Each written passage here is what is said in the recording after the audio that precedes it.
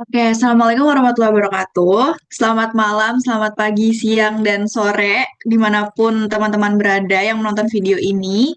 Perkenalkan, kami dari kelompok 2 dari Departemen Teknik Lingkungan ITS akan memberikan sedikit pengetahuan kepada teman-teman mengenai salah satu materi dari Design of Water Treatment Plant atau perencanaan bangunan pengolahan air minum, yakni mixing. Nah, tapi sebelum kita mulai untuk membahas materi ini, maka izinkan saya untuk memperkenalkan teman-teman saya di grup ini, yakni yang pertama ada Angela Medita dengan NRP 004, kemudian ada Muhammad Akil dengan NRP 08, kemudian ada saya sendiri, Nandia, dengan NRP 08, dan ada Jemima NRP 012, ada Fitra Maulana NRP 030, ada Listio Arif NLP 031, ada Regita dengan NRP 038, dan juga ada Firman dengan NRP 040.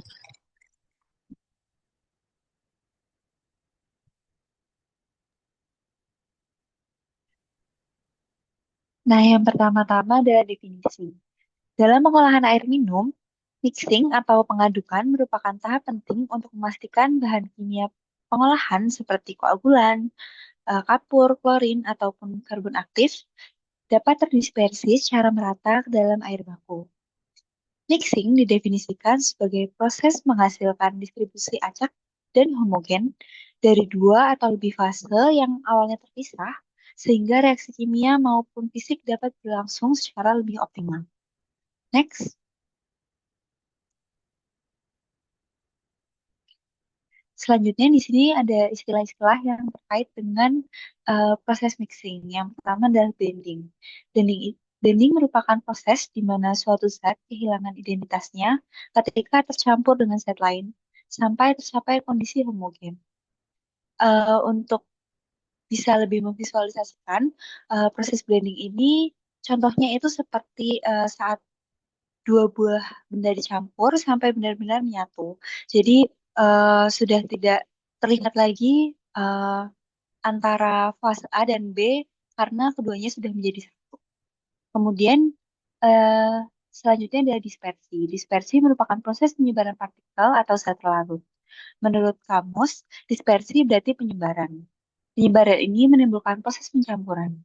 Dalam aliran melalui media pori, mekanisme penyebaran biasanya disebabkan oleh variasi kecepatan acak di sepanjang lintasan aliran.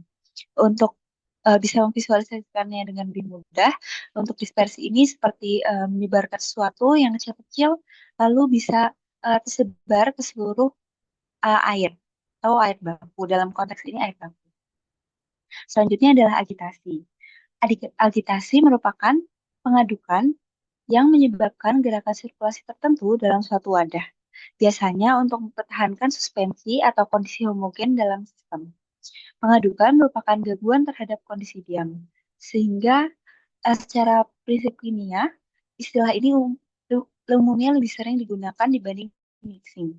Salah satu contohnya adalah menjaga suspensi agar tetap merata di equalization basin atau equalization tank pada tahap awal pengolahan air minum. Next,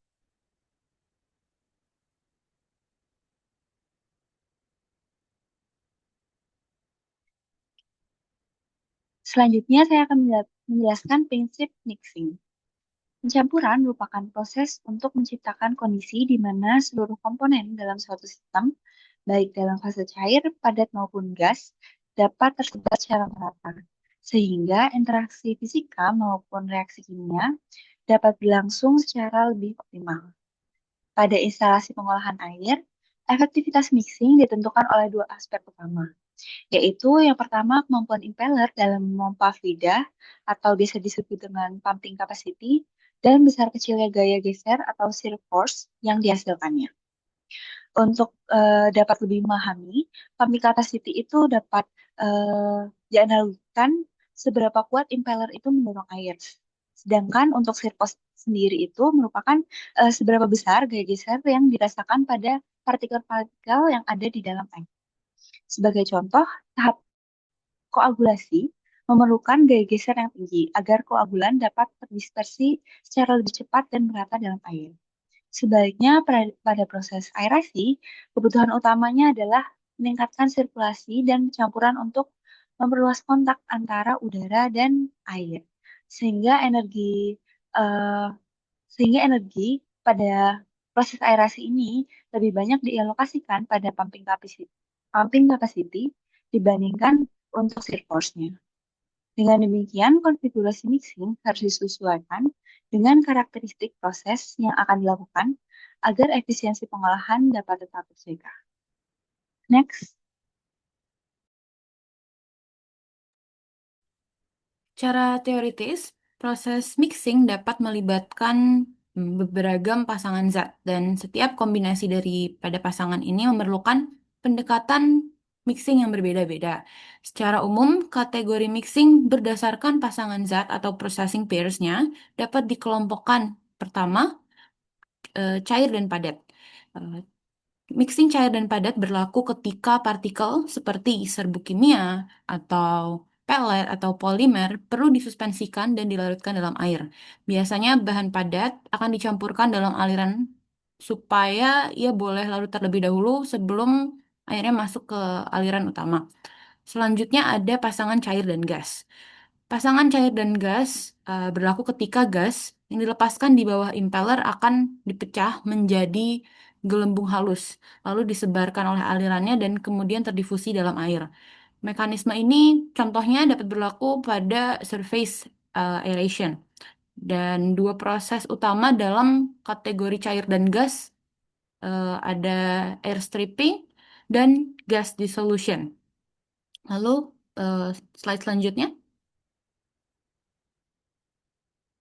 Eh, Jenis mixing berikutnya adalah antara dua cairan yang tak saling campur atau immiscible liquids, seperti untuk emulsi polimer yang berbasis minyak.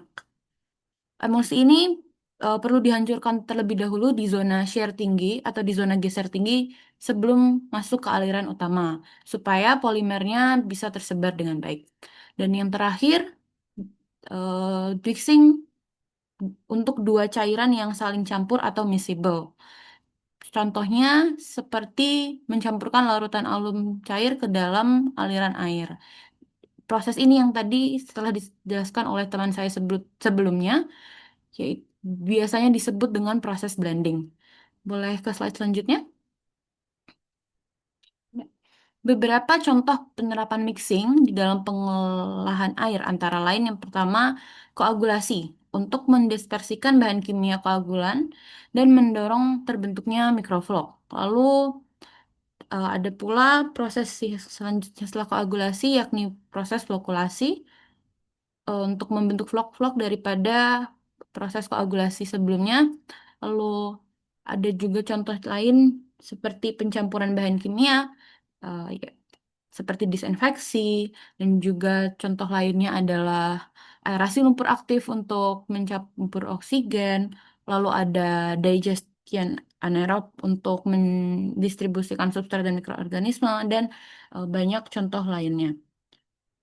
Seperti di situ dapat dilihat pada slide ada contoh adsorpsi dan koagulan tambahan selain koagulasi. Next. Oke, baik. Berikutnya kita masuk ke jenis dan metode mixing dalam pengolahan air minum.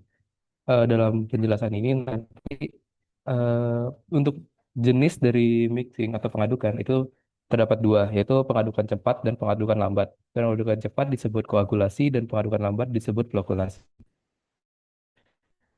Sedangkan untuk berdasarkan metodenya, pengadukan dapat dilakukan dengan tiga cara, yaitu mekanis, pengadukan hidrolis, dan pengadukan kinematis. Untuk lebih lengkapnya, penjelasan dari jenis dari pengadukan dan juga metode dari pengadukan, mungkin bisa kita bahas di slide selanjutnya.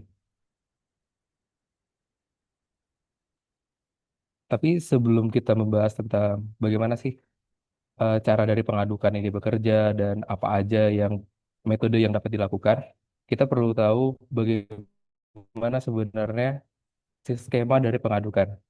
Nah, skema dari pengadukan itu dilakukan dengan pembubuhan bahan kimia atau koagulan dari bak koagulan pada bak koagulasi. Dari bak koagulasi akan dilakukan pengadukan secara cepat eh, dengan tujuan untuk melarutkan larutan koagulan dan membentuk partikel vlog. Lalu akan dilanjutkan ke pengadukan lambat guna untuk menyatukan vlog-vlog yang sudah tercipta dari pengadukan cepat. Nanti dari pengadukan lambat akan dilanjutkan ke proses pengolahan air berikutnya. Bisa next.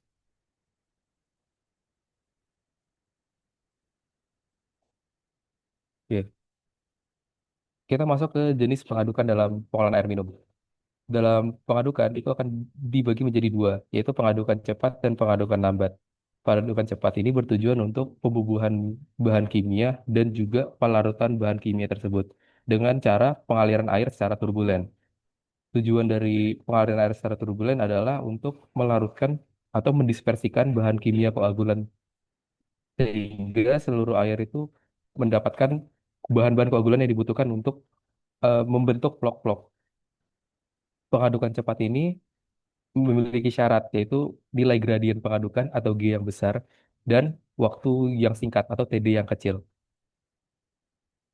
Fungsi dari gradien pengadukan yang besar ini adalah untuk membentuk turbulen dari air sehingga memungkinkan terjadinya pelarutan bu- koagulan dalam air, dalam bak koagulan. Nah, untuk pengadukan cepat itu dapat dilakukan dari tiga metode, yaitu pengadukan mekanis, hidrolis, dan juga pneumatis. Lalu untuk pengadukan lambat, perbedaannya dari pengadukan cepat adalah pengadukan lambat dilakukan untuk menyatukan vlog-vlog yang sudah terbentuk dari bak koagulan, lalu menggabungkannya menjadi vlog yang lebih besar, supaya di unit pengolahan berikutnya, vlog tersebut bisa lebih mudah larut ataupun lebih mudah mengendap. Lalu dari syaratnya yang dibedakan itu nilai gradien pengadukan atau G dari bak pengadukan lambat atau bak flokkulasi itu lebih kecil. Pengadukan lambat juga memiliki kompartemen yang berbeda, yang dimana tiap kompartemennya itu memiliki nilai gradien yang semakin lama semakin mengecil. Dengan tujuan seiring mengecilan nilai gradien pengadukan akan meningkatkan efektivitas dari penggabungan vlog tersebut seiring membesarnya vlog. Lalu pengadukan lambat dapat dilakukan dengan dua cara, yaitu pengadukan mekanis dan pengadukan hidrolis. Bisa dilanjutkan. Oke, selanjutnya kita masuk ke klasifikasi pengadukan secara berdasarkan metodenya. Untuk metode pengadukan sendiri, yang diketahui itu ada tiga, yaitu ada mekanis, hidrolis, dan pneumatis. Dari metode mekanis sendiri, yaitu menggunakan alat pengaduk yang digerakkan dengan motor bertenaga listrik. Untuk alat pengaduknya sendiri, biasanya yang digunakan adalah turbin impeller, pedal impeller, atau propeller. Untuk yang selanjutnya yaitu hidrolis, yaitu pengadukan yang memanfaatkan energi hidrolis besar pada aliran air sebagai tenaga pengadukan. Aliran yang digunakan biasanya terjunan, loncatan hidrolik, dan partial flow. Untuk metode pengadukan pneumatis, itu pengadukan yang menggunakan udara atau gas berbentuk gelembung sebagai tenaga pengadukan. Gelembung tersebut diinjeksikan ke dalam air dan akan menimbulkan gerakan atau turbulensi. Next.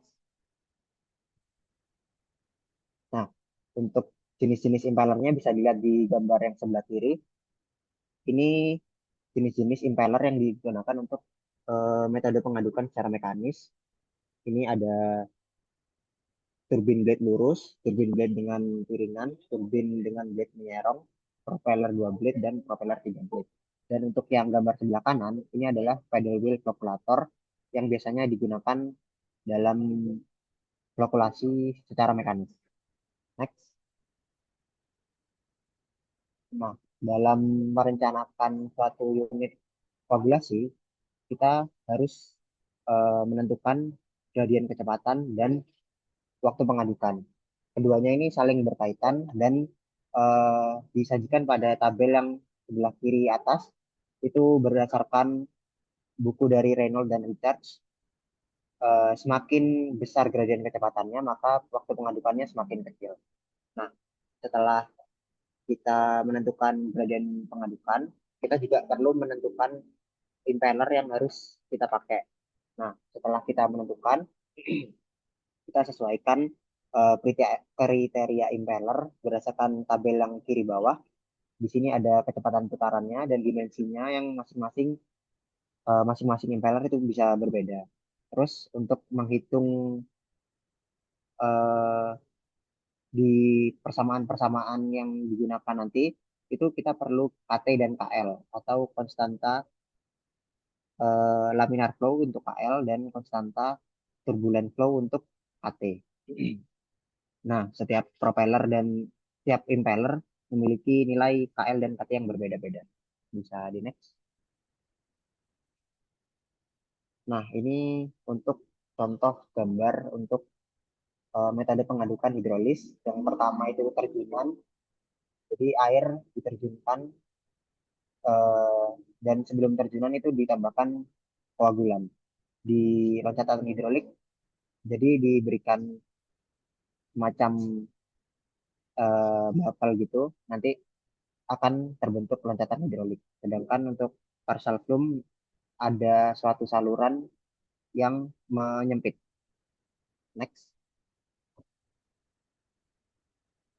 Selanjutnya ada gravel bed, nanti airnya bisa melalui sela-sela dari kerikil, dan untuk perforated wall itu air nanti akan melalui dari lubang-lubang yang ada di dinding itu.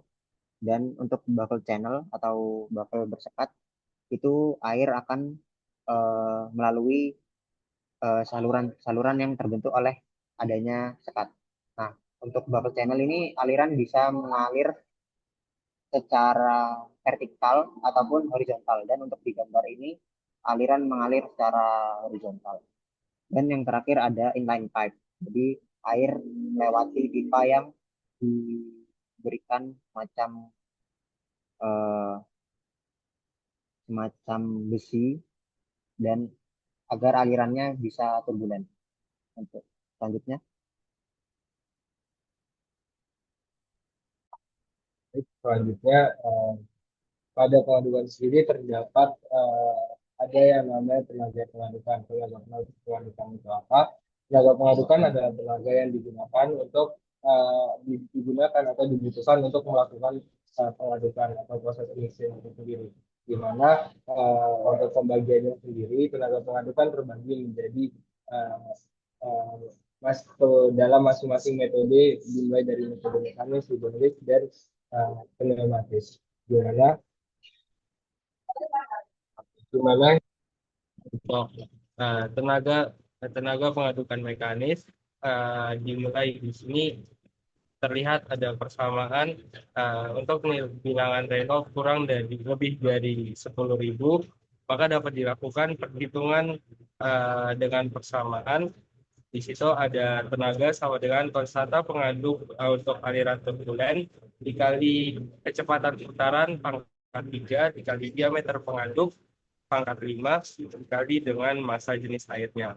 Sedangkan untuk bilangan Reynolds yang kurang dari 20 dapat dilakukan perhitungan sebagai berikut, di mana tenaga dapat dihitung dengan menggunakan konstanta pengaduk untuk aliran laminar dikali dengan kecepatan putaran di pangkat 2 dikali diameter pengaduk pangkat 3 dikali dengan kekentalan absolut cairan.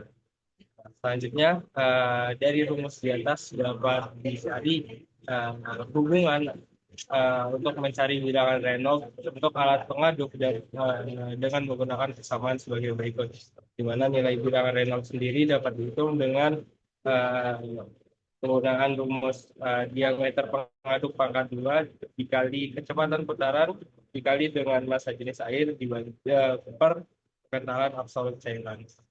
Next. Selanjutnya untuk pengaduk menggunakan pedal wheel. Di sini dapat dihitung tenaga yang dibutuhkan dengan menggunakan rumus CB dikali luas permukaan pedal yang digunakan dikali dengan rapat massa air dikali dengan kecepatan relatif putaran pangkat 3 di per 2. Selanjutnya Apabila digunakan pedal lebih dari satu pasang pedal, dapat rumusnya diubah menjadi tenaga sama dengan setengah C dikali CB dikali luas permukaan pedal dikali dengan rapat massa air dikali sigma kecepatan relatif dari putaran pedal dipangkatkan dengan 3. Di situ ada keterangan dari masing-masing rumusnya yang sudah saya sebutkan masing-masing pada penjelasan rumus. Oke, next. Selanjutnya pada pengadukan hidrolis untuk perhitungan tenaga pada pengadukan hidrolis dapat dilakukan dengan persamaan berikut di mana tenaga sama dengan debit aliran dikali dengan berat jenis dikali dengan percepatan gravitasi dikali dengan tinggi jatuhan atau ini bisa disebut juga dengan head. Selanjutnya untuk pengadukan pneumatik sendiri dapat dihitung dengan menggunakan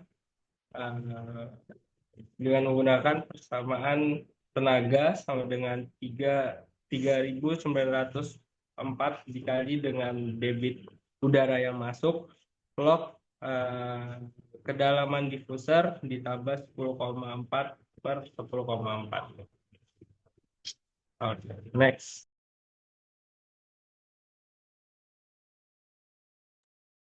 Baik, untuk selanjutnya adalah pembubuhan koagulan. Sebagai intermezzo atau pendahuluan, menurut Qasim dan Reynolds, pembubuhan koagulan adalah proses penambahan bahan kimia ke dalam air baku.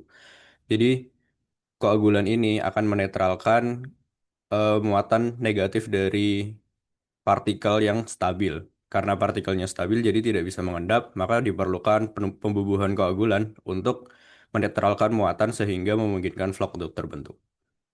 Untuk mekanisme dari pembubuhan koagulan sendiri, koagulan ditambahkan melalui solution feed system atau pompa dosing. Lalu untuk sebenarnya pembubuhan koagulan ini dia memerlukan bak sendiri, bak terpisah dari rapid mixing. Jadi akan ada perhitungan mengenai dimensi bak nanti di slide selanjutnya.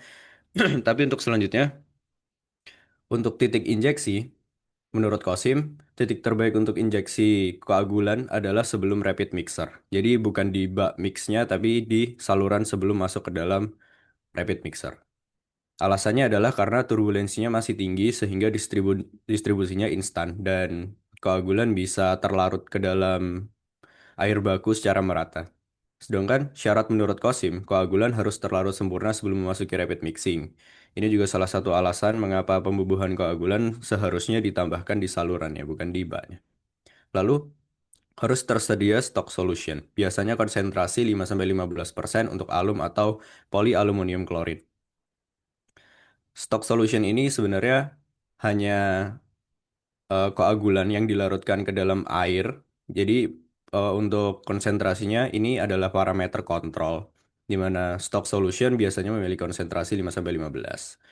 Lalu pembubuhan koagulan harus flow passing atau dosis mengikuti debit. Jadi jika ada perubahan dalam debit, maka konsentrasi koagulan yang ditambahkan bisa jadi harus berubah dan itu akan disesuaikan di bak pembubuh koagulan nanti. Boleh di next? Selanjutnya, untuk perhitungan kebutuhan koagulan, di sini bisa dicari dengan menggunakan dosis dan debit. Jadi untuk debit, ini adalah parameter yang direncanakan sebagai parameter pengolahan, sedangkan dosis adalah parameter yang sudah tetap. Jadi koagulan itu punya dosis masing-masing. Untuk mencari kebutuhan koagulan dalam kilogram per hari diperlukan dosis dikali debit dibagi dengan 1000, di mana 1000 ini adalah konversi parameter dari miligram per liter ke miligram per meter pangkat 3 atau meter kubik. Selanjutnya, kebutuhan larutan koagulan dalam liter per hari jika konsentrasi larutan adalah C dalam persen. Volume larutan dalam liter per hari sama dengan kilogram koagulan dibagi dengan konsentrasi per 100. Jika konsentrasi yang digunakan sudah dalam persen atau misal 10% kilogram koagulan per 10%, maka tidak perlu dibagi 100. Tapi jika yang dimasukkan adalah 10-nya, maka masih perlu dibagi 100. Selanjutnya untuk volume tangki pembubuhan koagulan dalam meter kubik, volume tangki sama dengan volume larutan dibagi dengan 1000 sebagai eh, konversi, lalu dikali dengan frekuensi pembubuhan koagulan dibagi dengan 24 jam. Dengan keterangan sebagai berikut, bisa dibaca. Boleh di next.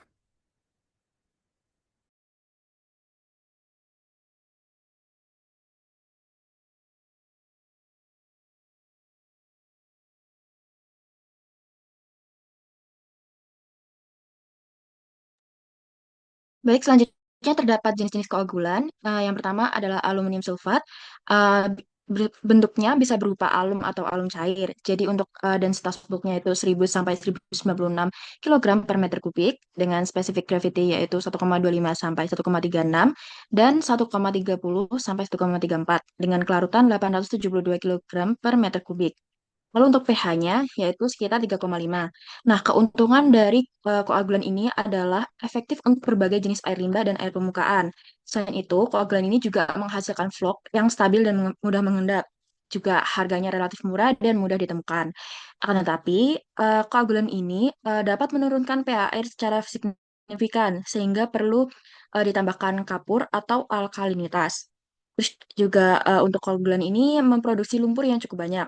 Selain itu, efektivitas juga dapat menurun pada air dengan alkalinitas rendah.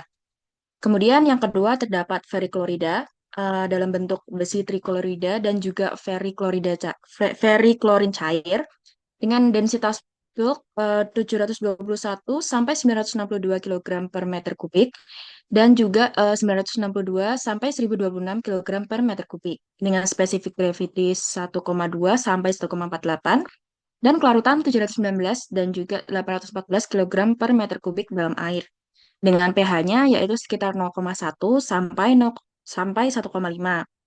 Veriklorida mempunyai keuntungan sangat kuat sebagai koagulan sehingga efektif untuk air dengan kekeruhan yang tinggi. Selain itu, untuk koagulan ini bekerja dengan baik pada rentang pH yang luas.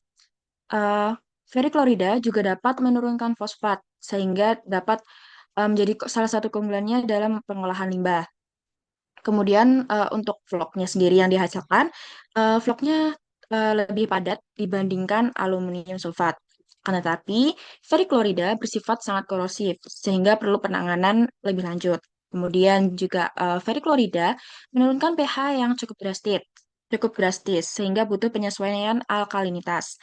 Kemudian juga veriklorida menghasilkan warna coklat dan bau besi jika dosisnya ditambahkan terlalu banyak.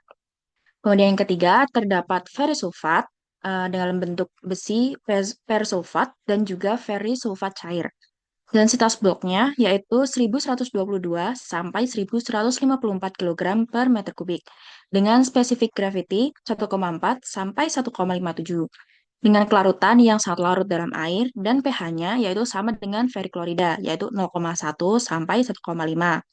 Keuntungan dari verisulfat yaitu efektif untuk air limbah industri yang mengandung zat organik dan fosfat.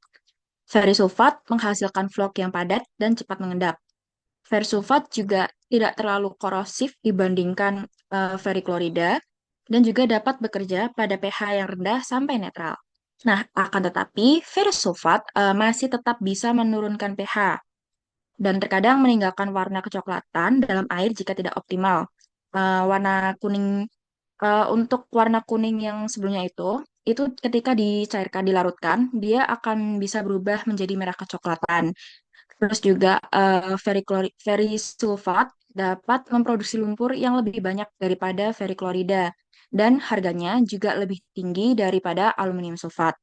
Kemudian yang terakhir terdapat ferrosulfat atau koperas, yaitu memiliki densitas bulk sekitar 1010 sampai 1058 kg per meter kubik dengan kadar kimia yaitu Fe sekitar 20%. Nah, keuntungan dari ferrosulfat dapat digunakan sebagai koagulan sekaligus reduktor untuk beberapa kontaminan. Nah, ferrosulfat sendiri juga tidak terlalu korosif dibandingkan veriklorida dan dapat menghasilkan lumpur yang relatif stabil.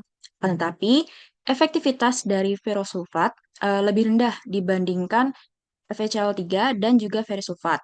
Nah, eh, ferrosulfat juga berpotensi menimbulkan bau besi dan warna kehijauan seperti yang dilihatkan pada gambar di sebelah kirinya dan juga sensitif terhadap kondisi oksidasi. Next.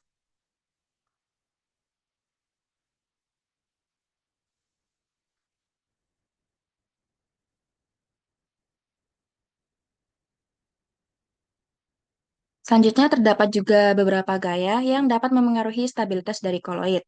Yang pertama, terdapat gaya van der Waals. Nah, van der Waals ini merupakan gaya tarik-menarik antara dua molekul yang lemah dan bersifat sementara. Nah, besar dari gaya ini tergantung jarak di antara kedua molekul. Untuk rumusnya sendiri dapat dilihat, yaitu minus AR1 dikali R2. R di sini merupakan jarak antara kedua muatan dibagi R1 plus R2 dikali 6R kuadrat. R sendiri. Kemudian untuk selanjutnya terdapat gaya elektrostatik atau yang biasa kita sebut dengan gaya zeta potensial. Jadi zeta potensial ini merupakan gaya tarik-menarik atau tolak-menolak antara dua molekul yang bermuatan listrik. Nah, dalam hal ini itu koloid. Jadi terdapat gaya tolak-menolak antar koloid yang bermuatan sama, sehingga akan menyebabkan terjadinya kestabilan dari koloid.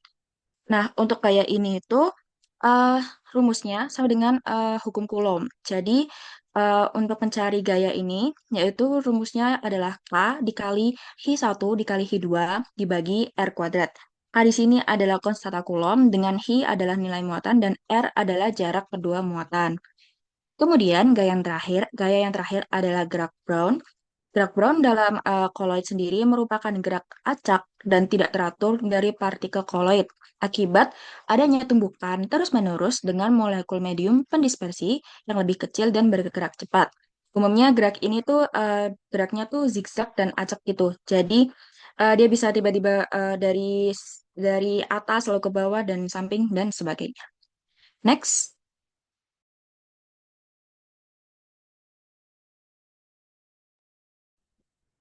Oke, karena tadi dari teman-teman udah menjelaskan uh, tentang koagulasi dan juga flokulasi, mixing dan lain sebagainya, dan tadi juga sudah disebutkan bahwasannya ada beberapa uh, aksesoris seperti propeller dan lain sebagainya, dan beberapa hal yang harus diperhatikan dalam mendesain suatu bangunan mixing. Jadi di sini saya akan menjelaskan sedikit mengenai kriteria desain untuk unit koagulasi. Nah, ada beberapa hal yang harus diperhatikan dalam mendesain unit koagulasi itu sendiri. Yang pertama, ada hydraulic retention time atau HRT dengan waktunya 0,5 sampai 2 menit. Nah, kemudian ada geometrik tangki atau bentuk tangkinya. Itu ada 3 jenis, ada persegi, berbentuk lingkaran juga, dan juga ada yang berbentuk persegi panjang. Nah, lalu ada gradien kecepatan dari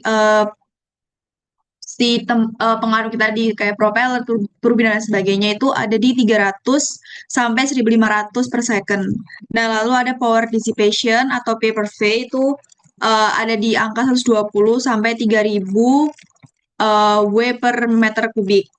Lalu ada mixing opportunity parameter atau GT di angka 30.000 sampai 90.000. Lalu ada kecepatan mixer untuk jika menggunakan propeller ada pada 400 sampai 1750 rpm. Dan untuk apabila menggunakan turbin ada di angka 56 sampai 125 rpm. Dan untuk diameter serta ketinggian impeller yang digunakan untuk impeller yang digunakan itu ada 0,3 sampai 0,5 dari lebar tangkinya.